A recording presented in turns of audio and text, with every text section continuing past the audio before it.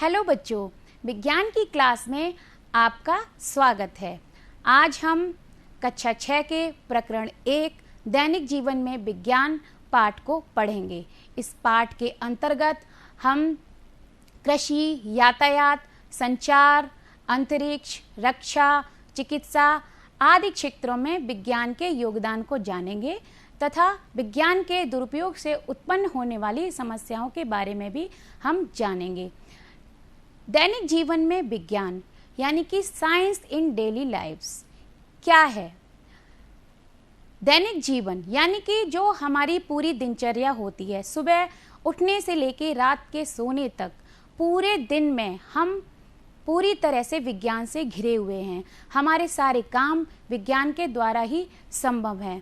विज्ञान के द्वारा ही हम सुबह से रात तक के अपने सारे कार्य पूर्ण कर पाते हैं।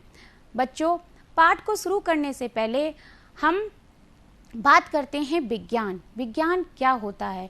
विज्ञान एक विशेष ज्ञान है जिसके अंतर्गत अवधारणा करना, प्रश्न करना, अवधारणा बनाना, तथ्य बनाना एवं प्रयोग करना, इन सभी विधियों का होना शामिल होता है। तो विज्ञान की विभिन्न विधियों के बारे में हम यहाँ बताएंगे। विज्ञान की सबसे पहली विधि या चरण है प्रश्न करना यानी कि जिज्ञासा करना। इसके अंतर्गत जब हम किसी घटना को देखते हैं तो हमारे मन में प्रश्न उठता है। विज्ञान का अगला चरण है परिकल्पना करना यानी कि हाइपोथेसिस, कोई भी अवधारणा को बनाना। उसके बाद अगली विधि है पूर्वानुमान यानी कि प्रिडिक्शन करना यानी कि कोई भविष्यवाणी बनाना। अगला चरण है विज्ञान का विश्लेषण। इसके अंतर्गत हम बहुत सारे अध्ययन करते हैं और बहुत सारे आंकड़ों को एकत्रित करते हैं, उसके ऊपर हम अपने प्रयोगों को करते हैं। तो विज्ञान का अगला चरण है प्रयोग करना। प्रयोग करना, विश्लेषण करना और पूर्वानुमान लगाना, ये तीनों विधियां निरंतर लगातार आपस में चलती रहती हैं जब तक कि कोई निष्कर्ष ना निकले। अब हम आ जाते हैं अपने टॉपिक पर, दैनिक जीवन में विज्ञान की देन। दैनिक जीवन में विज्ञान की देन अगर हम देखें तो हमारे चारों तरफ जो उपकरण हैं, चारों तरफ जो चीज़ें हैं, वो सभी विज्ञान ने दी हैं। जैसे कि ये बल्ब आप देख रहे हैं, ये हमें प्रकाश देता है। इसी तरह से कई दैनिक जीवन में उपयोग होने वाली प्रकाश देने वाली चीज़ें हैं, ट्यूबलाइट्स या CFL।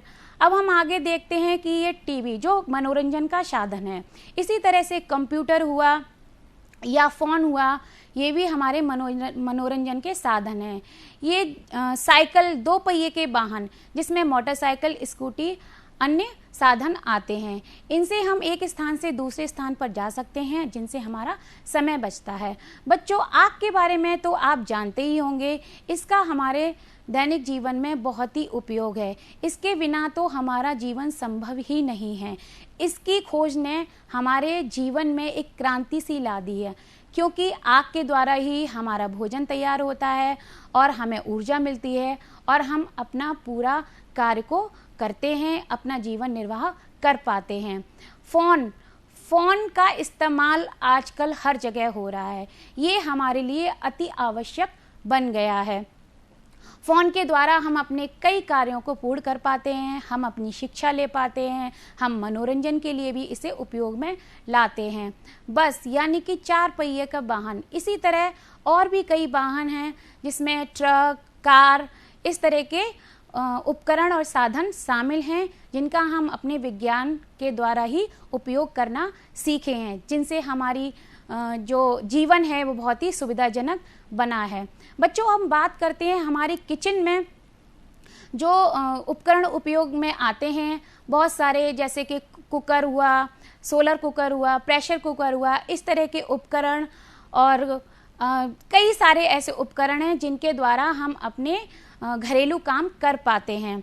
इसी के अंतर्गत आता है कंप्यूटर्स आजकल बहुत उपयोगी हो गया है। इसके द्वारा हम बहुत सारी जानकारियाँ प्राप्त करते हैं, हम अपने बहुत कार्यालय के कार्य निपटाते हैं। इसमें हम अपनी बहुत सारी चीज़ों को, मेमोरीज़ को सेव भी कर सकते हैं और ये हमारे लिए बहुत ही सुविधाजनक बन गया है और हमारा जीवन बहुत ही आसान बना है। इसी कड़ी में आता है पंखा, यानी कि जब गर्मियों में हमें गर्मी लगती है तो हम पंखा यानी कि एसी और भी कई ऐसे उपकरण हैं जो हमें ठंडक पहुंचाते हैं और जिनसे हमारा जीवन सरल बनता है, सुविधाजनक बनता है और हमें आराम मिलता है। बच्चों, विज्ञान का कार्य है हमारे जीवन को सरल बनाना, सुगम बनाना। बच्चों, उपग्रह का भी हमारे दैनिक जीवन में बहुत ही बड़ा योगदान है। अब आप सोच रहे होंगे कि ये उपग्रह का हमारे जीवन में कैसे योगदान है, ये तो हमारे आसपास नहीं है और ना ही हम इसके बारे में जानते हैं। तो मैं बताना चाहती हूँ कि उपग्रह से हमारे दैनिक जीवन में कई सारे ऐसी चीज़ें होती हैं, कई सारे ऐसे कार्य होते हैं जो इसके द्वारा ही संभव हैं। जैसे कि आप जब बैठे अपने किसी रिश्तेदार से बात करते हो या फिर फ़ोन पर किसी को हम मैसेज देते हैं या हमारी फ़ोन पर किसी अन्य दोस्त से या किसी रिलेटिव से बात होती है तो वो इसी उपग्रह के द्वारा ही संभव हो पाती है। या हम बताएं कि जब हमें किसी दूसरे व्यक्ति का या अपने किसी जानने वाले की लोकेशन या उसकी स्थिति के बारे में पता लगाना होता है तो उसमें ये उपग्रह बहुत हेल्प करता है। तो इस तरह से हम उपग्रह की योगदान के बारे में जान सकते हैं। अब हम बात करते हैं कि ये उपग्रह काम कैसे करता है। आप सोच रहे होंगे कि ये कैसे हवा में लटका रहता है और ये किस तरह से हमारे कार्यों में मदद करता है। बच्चों, मैं बताना चाहती हूँ कि आप सभी को ज्ञात है कि पृथ्वी पर गुरुत्वाकर्षण बल काफ़ी अधिक होता है, जिसकी वजह से हम कोई भी वस्तु जब हम ऊपर उठाते हैं तो वो सीधे नीचे आती है। तो लेकिन ये उपग्रह ऊपर कैसे टिका रहता है, तो आप लोग ज़रा ध्यान से देखिएगा। उपग्रह एक ऐसी, इस तरह से मान लीजिए कि ये उपग्रह है और मैं एक बड़ा ऑब्जेक्ट हूँ यानी कि ग्रह।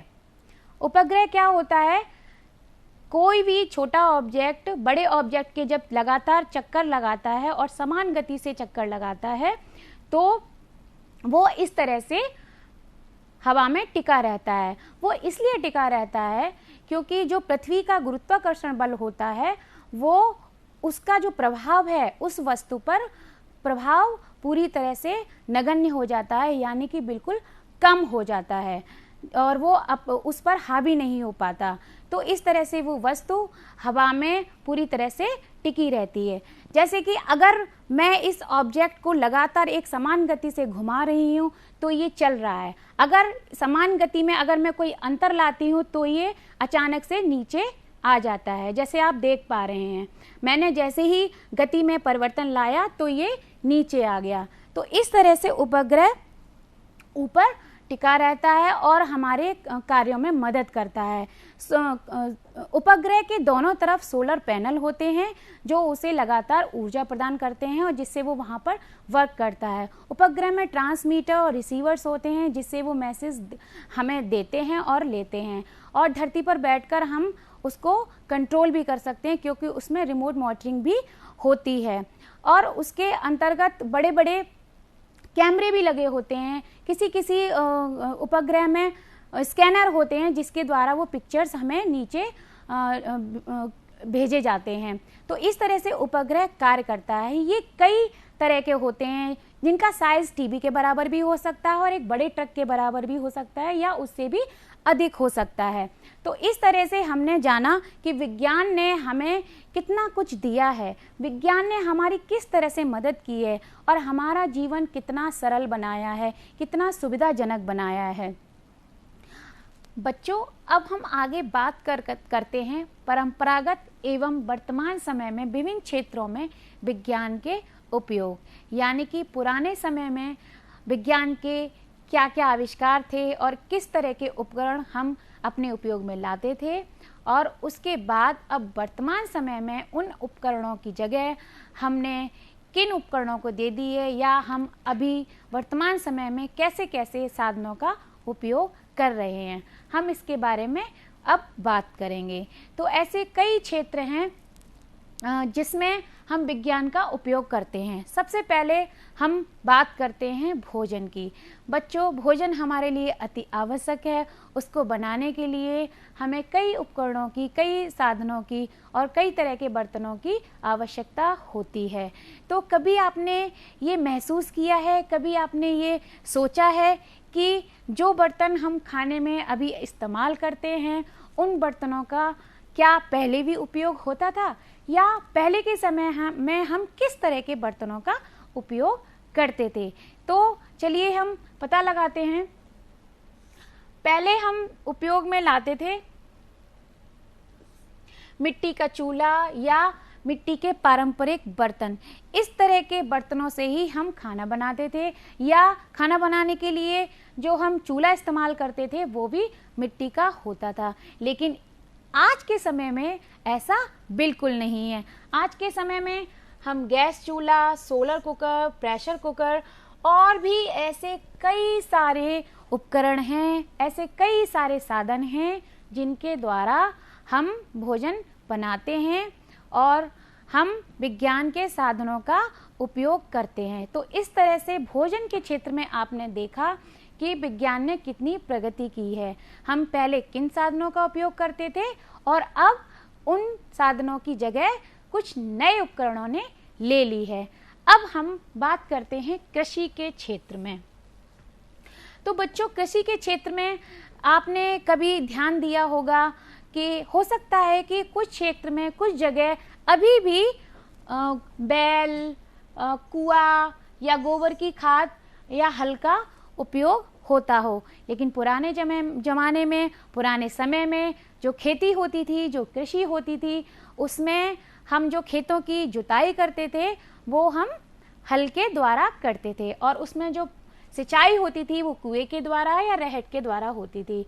और हम जो खेतों में जो खाद का इस्तेमाल करते थे वो खाद भी गोबर की बनी होती थी। तो इस तरह से हम पुराने समय में, परंपरागत समय में हम कृषि में विज्ञान के उपकरणों का प्रयोग करते थे, लेकिन इनकी जगह कुछ नए उपकरणों ने ले ली है। बच्चों, आज के समय में हम खेती में जो जुताई होती है खेत में, वो ट्रैक्टर के द्वारा होती है, और हम सिंचाई के लिए ट्यूबवेल का इस्तेमाल करते हैं। अब हम कई तरह के उसमें रासायनिक उर्वरक और कीटनाशक दवाओं का भी उपयोग करते हैं, जिससे कृषि में बहुत सुधार आया है और बहुत ही उन्नति हुई है। तो इस तरह से हमने देखा कि कृषि के क्षेत्र में भी कितना चेंज हुआ है। हम पुराने समय में किन चीज़ों का इस्तेमाल करते थे और अब उनकी जगह किन साधनों ने ले ली है। तो बच्चों, अब हम बात करते हैं यातायात के साधनों की। यातायात क्या होता है? यातायात के साधन वो साधन होते हैं जिनके द्वारा हम एक स्थान से दूसरे स्थान पर जाते हैं, और जिससे हमारा समय भी बचता है और हम आसानी भी होती है। तो पहले के समय में हम यातायात के बारे में बात करें तो बैलगाड़ी, तांगा, ऊंट, घोड़ा और ये खच्चर आदि, इस तरह के हम साधनों का उपयोग करते थे। तो पुराने जमाने के जो यातायात के साधन थे, उनका जो जगह है, उनकी जो स्थान है, वो ले ली है साइकिल, कार, बस, रेलगाड़ी और पानी के जहाज और ऐसे अन्य साधन हैं जिन्होंने उसका स्थान ले लिया है। तो इस तरह से हमने जाना कि यातायात के साधनों में भी विज्ञान ने कितना चेंज किया है, विज्ञान में कितना परिवर्तन आया है और कैसे कैसे साधनों ने उनकी जगह ली है। अब हम बात करते हैं मनोरंजन की। बच्चों, आपको पता है कि मनोरंजन हमारे लिए बहुत ही ज़रूरी है। हम डेली के अपने कार्य करते करते हमें थकान हो जाती है और हमें कुछ चेंज चाहिए होता है, तो हम सभी को लगभग मनोरंजन की आवश्यकता होती है। तो मनोरंजन के लिए हमें कई उपकरणों की, कई साधनों की और कई तरीकों की ज़रूरत पड़ती है। तो हम यहाँ जानेंगे कि पुराने समय में मनोरंजन करने के लिए, अपने मन को खुश करने के लिए हम किन साधनों का उपयोग करते थे। तो पुराने ज़माने में कभी कभी नाटक होते थे, कभी कभी नौटंकियाँ, बिरहा, कठपुतली, नृत्य, यानी कि पुराने जमाने में अगर आप बात करें अपने दादी नानी और अपने बड़े जनों से, तो वो आपको बताएंगे कि पहले वो लोग किस तरह से अपना मनोरंजन करते थे। तो पुराने ज़माने में वो लोग मनोरंजन करने के लिए इन तरीकों का इस्तेमाल करते थे। कभी कभी वो नाटक, कभी कभी नौटंकियाँ, कभी कभी कठपुतली, नृत्य, इन सभी से वो अपना मन बहलाते थे और खुश रहा करते थे। और खुश रहना हमारे लिए बहुत ही आवश्यक है। अब हम बात करते हैं कि वर्तमान समय में इनकी जगह किसने ले ली है। अभी हम बात करें तो मनोरंजन के लिए radio, transistor, television, video game, DVD, even computer भी हम उपयोग में लाते हैं। तो इनका उपयोग करने से हमारा मनोरंजन होता है, हमारा समय व्यतीत होता है और हम फ्रेश फील करते हैं और हम में एक नई ऊर्जा का संचार होता है। तो मनोरंजन करना भी बच्चों अति आवश्यक है। लगातार एक ही काम करते रहने से भी हमें थकान या बोरिंग महसूस हम करते हैं, इसीलिए मनोरंजन हमारे लिए अति आवश्यक है।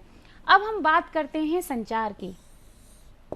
संचार के क्षेत्र में अगर देखा जाए तो पहले या तो संदेशवाहक होता था या फिर डाकिया। इस तरह से हम अपने मैसेज को, अपनी जानकारी को एक स्थान से दूसरे स्थान पर पहुंचाते थे। लेकिन अब वर्तमान समय में देखा जाए तो इसकी जगह मोबाइल ने, टेलीफोन ने, इंटरनेट ने, कंप्यूटर ने और ईमेल ने ले ली है।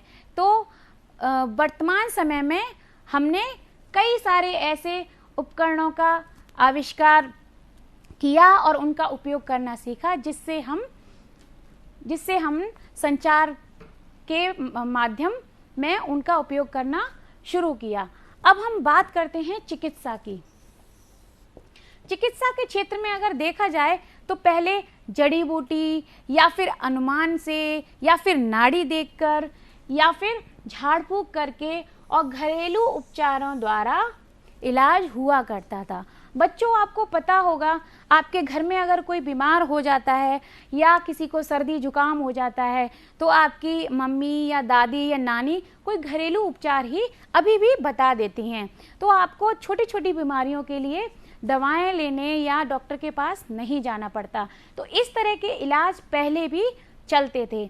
लेकिन अभी क्या है कि अगर हम बात करें चिकित्सा के क्षेत्र में, तो अभी अगर हम अब इलाज कराते हैं तो उसमें एक्सरे मशीन, अल्ट्रासाउंड और सीटी स्कैन, इन सभी आधुनिक उपकरणों ने उनकी जगह ले ली है।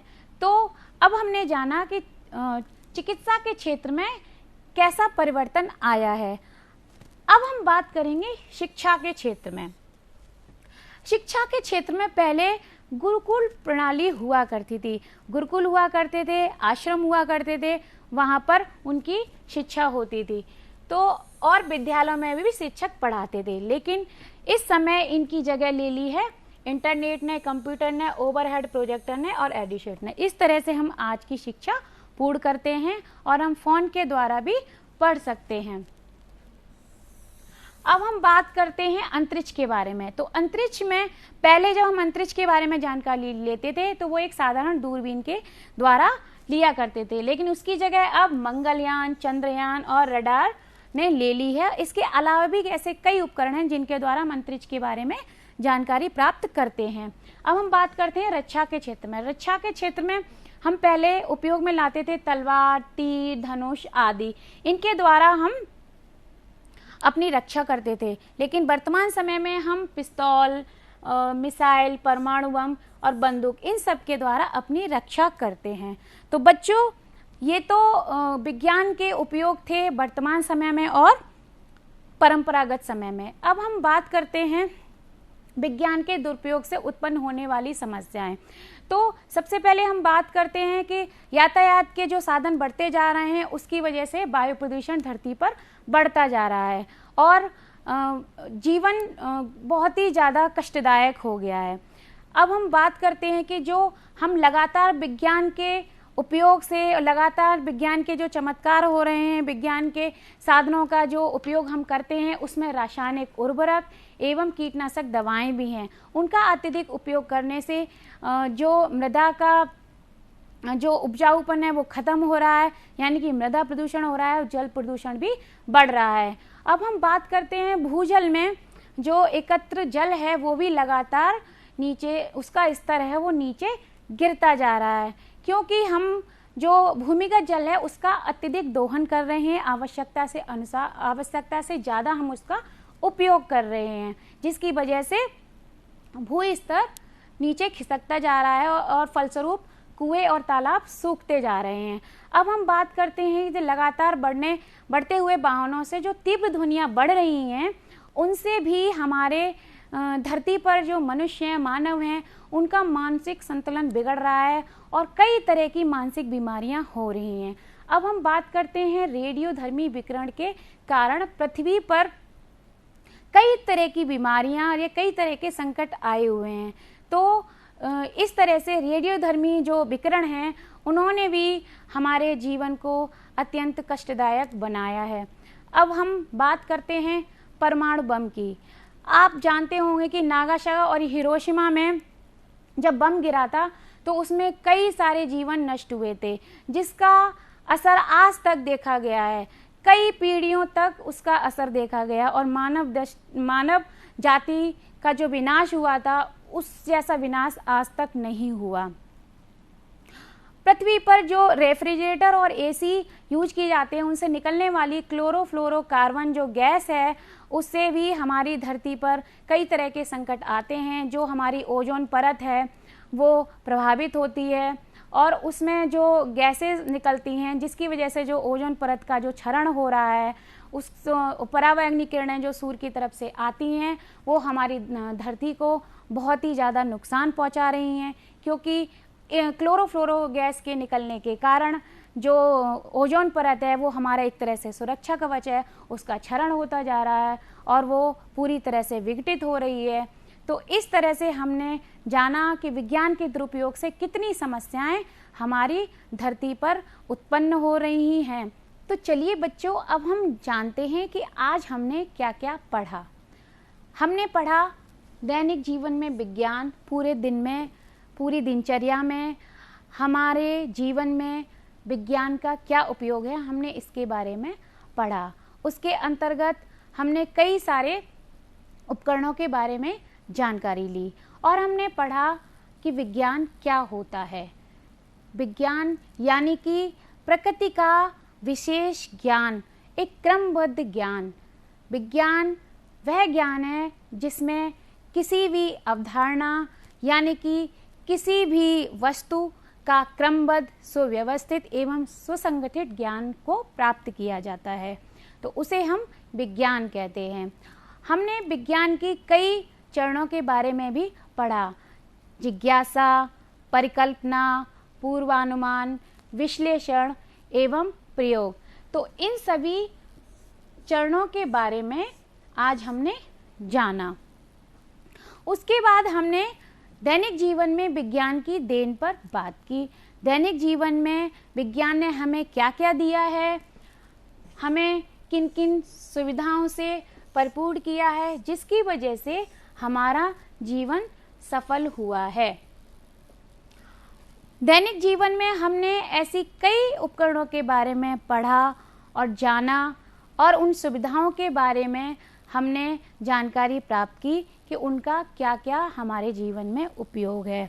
ऐसे कई सारे अन्य उपकरण भी हैं, जैसे ये उपग्रह, पंखा और इस तरह से किचन में और हमारे घरेलू जीवन में प्रयोग होने वाले कई सारे ऐसे उपकरण हैं जिनका हम अपने दैनिक जीवन में प्रयोग करते हैं, जिनकी वजह से हमारा जीवन बहुत ही सफल बना है। उसके बाद हमने जाना कि परंपरागत एवं वर्तमान परिप्रेक्ष्य में विभिन्न क्षेत्रों में विज्ञान की क्या भूमिका रही है। हमने जाना भोजन के क्षेत्र में हम पहले क्या क्या इस्तेमाल करते थे उनके विषय में जाना। उसके बाद हमने वर्तमान क्षेत्र में भोजन के रूप में हम क्या क्या इस्तेमाल करते हैं, हमने उन विषयों के बारे में जाना। फिर हमने कृषि के बारे में जाना। कृषि में हम परंपरागत समय में क्या उपयोग में लाते थे, जैसे बैल, कुआं, रहड़, गोबर, खादी, इनका हम प्रयोग करते थे और अंत में हमने ये भी जाना कि वर्तमान समय में हम कृषि के क्षेत्र में क्या क्या उपयोग में लाते हैं। इसी तरह से हमने यातायात के बारे में भी जाना, हमने मनोरंजन के बारे में भी जाना, संचार के बारे में भी जाना और चिकित्सा के क्षेत्र में भी विज्ञान के उपयोग को समझा। उसके बाद हमने शिक्षा पर बात की। शिक्षा के क्षेत्र पर हमने विज्ञान के सुविधाओं के बारे में हमने जानकारी प्राप्त की। फिर हमने अंतरिक्ष के बारे में जाना कि उसमें विज्ञान ने क्या क्या योगदान किए हैं। उसके बाद हमने रक्षा के क्षेत्र में भी विज्ञान पर बात की कि विज्ञान ने ऐसे कैसे कैसे उपकरण बनाए हैं जिनके द्वारा हमारी रक्षा संभव है। उसके बाद हमने जाना विज्ञान के दुरुपयोग से उत्पन्न समस्याएं कौन कौन सी हैं। तो बच्चों, आज के चैप्टर में हमने जाना कि यातायात के क्षेत्र में वृद्धि होने से, यातायात में वाहनों में वृद्धि होने से पर्यावरण प्रदूषण में भी वृद्धि होती है, तो उससे कई समस्याएं उत्पन्न होती हैं। फिर हमने जाना कि रासायनिक उर्वरक और कीटनाशक दवाओं के प्रयोग से भी हमारे धरती पर जल प्रदूषण और मृदा प्रदूषण की वृद्धि हुई है। हमने बाद में जाना कि भूजल के असंयमित और अत्यधिक दोहन से लगातार भूमिगत जल का स्तर गिरता जा रहा है और उससे कुएं और तालाब लगातार सूखते जा रहे हैं। उसके बाद हमने जाना कि लगातार तीव्र ध्वनियाँ उत्पन्न होने से, जो तेज आवाज में जो लाउड स्पीकर बजते हैं, उनसे जो ध्वनियाँ उत्पन्न होती हैं, उनसे मनुष्य के दिमाग पर, मनुष्य के मस्तिष्क पर बहुत ज़्यादा प्रभाव पड़ रहा है और वो मानसिक तनाव से गुजर रहे हैं। उसके बाद हमने बात की रेडियोधर्मी विकिरण के कारण उत्पन्न समस्याओं के बारे में। उससे हमारा पृथ्वी पर जीवन कितना कष्टदायक हो गया है उसके बारे में हमने जाना। उसके बाद हमने बात की परमाणु ऊर्जा के अनुचित प्रयोग से जो पृथ्वी पर मनुष्य का जीवन है वो कितना कष्टदायी रहा, पृथ्वी पर मनुष्य के जीवन के लिए वो कितना घातक है, उसके बारे में हमने विस्तार से जाना। तो इस तरह के परमाणु बम के घातक प्रभाव के बारे में भी हमने जाना। आगे हमने बात की पृथ्वी पर रेफ्रिजरेटर और एसी के अत्यधिक प्रयोग से उससे निकलने वाली क्लोरोफ्लोरोकार्बन गैस जो हमारे लिए बहुत ही घातक सिद्ध हो रही है, क्योंकि जो हमारा वायुमंडल है उसकी सुरक्षा एक ओजोन परत होती है वो करती है। तो इन गैसों के लगातार निकलने से, इनके अत्यधिक फ्रिज और एसी के अत्यधिक प्रयोग से जो ये क्लोरोफ्लोरोकार्बन गैस है, इसके निकलने से हमारी जो ओजोन परत है उसका क्षरण हो रहा है। तो इसके बारे में भी हमने जाना। अब बच्चों, बात आती है हमारे होमवर्क की। तो होमवर्क में बच्चों आपको क्या करना है, आपकी डेली लाइफ में जो आपके आसपास, आपके कमरे के आसपास, आपके रूम में, आपके घर में जो भी उपकरण मौजूद हैं, जो भी सामान हैं, जो भी वस्तुएं हैं, उनको आपको देखना है। फिर उनके चित्र आपको एक चार्ट में बनाने हैं और अगर आप चाहें तो उस पर चित्र बनाकर कट करके पेस्ट भी कर सकते हैं। तो इस तरह से एक आपको चार्ट तैयार करना है और आपको अपने माता पिता से बात करनी है कि जो उनके घरों में सामान यूज हो रहे हैं या जो इस समय जो उपकरण मौजूद हैं वो पुराने समय भी क्या ऐसे सामान हुआ करते थे। तो आपको अपने माता पिता, अपने बड़ोजनों, अपनी दादी से, अपनी नानी से, इन सभी से आपको इन उपकरणों के बारे में जानना है और बात करनी है। उनसे पूछना है कि उनके ज़माने में क्या क्या इस्तेमाल होता था। जैसे कि अभी आपके घरों में जो स्टील के बर्तन उपयोग में आते हैं, तो अपनी दादी नानी से पता करना है कि उनके टाइम पर या उनसे पहले किस तरह के बर्तन उपयोग में आते थे। तो इसी तरह से आप कई वस्तुओं के बारे में पता लगाएंगे और अपने बड़े जनों से पूछेंगे। तो ये आपका रहा दूसरा गृह कार्य। अब तीसरा गृह कार्य है, आपको बच्चों एक निबंध लिखना है। निबंध यानी कि अपने शब्दों में कुछ लिखना है, विज्ञान के दुरुपयोग से उत्पन्न होने वाली समस्याएं। आप उसके बारे में कौन कौन सी पृथ्वी पर इस समय विज्ञान के दुरुपयोग से समस्याएं उत्पन्न हो रही हैं, उनके बारे में आपको थोड़ा सा अपने विचार उसमें लिखने हैं। और अगर आप विचार ना लिख पाएँ तो उनके चित्र बना सकते हैं, तो आप उन समस्याओं के चित्र भी बना सकते हैं। तो ये तो बच्चों हो गई होमवर्क की बात। बच्चों, अब हम बात करते हैं कि इस पाठ से हमें क्या सीख मिली, इस पाठ में हमने क्या जाना, इस पाठ से हमें क्या सीख मिली। तो इस पाठ से हमें सीख मिली कि हमें विज्ञान का दुरुपयोग नहीं करना चाहिए, विज्ञान के साधनों का हमें सही रूप से उपयोग करना चाहिए। इसी तरह से हम विज्ञान के बारे में, विज्ञान के उपकरणों का सही इस्तेमाल कर सकते हैं। तो अब बात करते हैं बच्चों हम नैतिक शिक्षा की। आप सभी पैर, अपने बड़े जनों के पैर तो छूते ही होंगे, अपने माँ बाप के, अपने बड़े जनों के। हो सकता है कुछ बच्चे नहीं छूते हों। तो बच्चों, मैं आपको बताना चाहती हूँ कि पैर छूना हमारे लिए बहुत ही लाभदायक है। विज्ञान की माने तो हमारे शरीर को, जो हमारे शरीर का मस्तिष्क है उसको उत्तरी ध्रुव की तरह और पैरों को दक्षिणी ध्रुव की तरह माना गया है। जब हम किसी बुजुर्ग के या अपने से बड़ों के पैर छूते हैं तो माना जाता है कि उनकी ग्रेविटेशनल फोर्स के कारण, गुरुत्वाकर्षण बल के कारण जो उनकी ऊर्जा है वो पूरी तरह, उसका जो केंद्र होता है उनके पैर होते हैं। तो जब हम उनके पैर छूते हैं तो उनके पैरों की ऊर्जा हमारे शरीर में संचारित हो जाती है। तो इस तरह से सकारात्मक ऊर्जा हमारे शरीर में आती है। बच्चों, हमारा शरीर में जो संचालन होता है वो हमारे मस्तिष्क के द्वारा होता है। तो जब हम आगे को झुकते हैं पैर छूने के लिए, तो जो हमारे शरीर की ऊर्जा है वो पूरी तरह से मस्तिष्क, जो हमारा केंद्र है शरीर का, वहाँ पर ऊर्जा का संचारण तेजी से होता है, ब्लड सर्कुलेशन बढ़ता है और हमारा शरीर सक्रिय हो जाता है। बार बार पैर छूने से, नीचे झुकने से, कभी पैर छूने के कई तरीके हैं। कभी हम पैर लेट कर छूते हैं, बैठ कर छूते हैं और झुक कर छूते हैं। तो इन कई तरीकों से जब हम पैर छूते हैं तो बच्चों हमारे शरीर का एक व्यायाम भी हो जाता है और हम स्वस्थ रहते हैं। तो किसी के पैर छूना एक विनम्रता का भाव भी प्रकट करता है। जब हम किसी के पैर छूते हैं, अपने से बड़ों के पैर छूते हैं, तो उनके लिए एक सम्मान भाव भी प्रकट करता है। तो पैर छूना बहुत ही अच्छी आदत है। आप सबको अपने से बड़ों के और माता पिता के रोज पैर छूने चाहिए, क्योंकि इससे एक तो आपका शरीर स्वस्थ रहता है, आपका व्यायाम होता है और हम दूसरे का सम्मान भी करते हैं तथा हमारा विनम्रता का भाव भी प्रकट होता है। तो इस तरह से हमने इस पाठ को आज जाना। अब हम मिलते हैं अपनी अगली क्लास में। Thank you.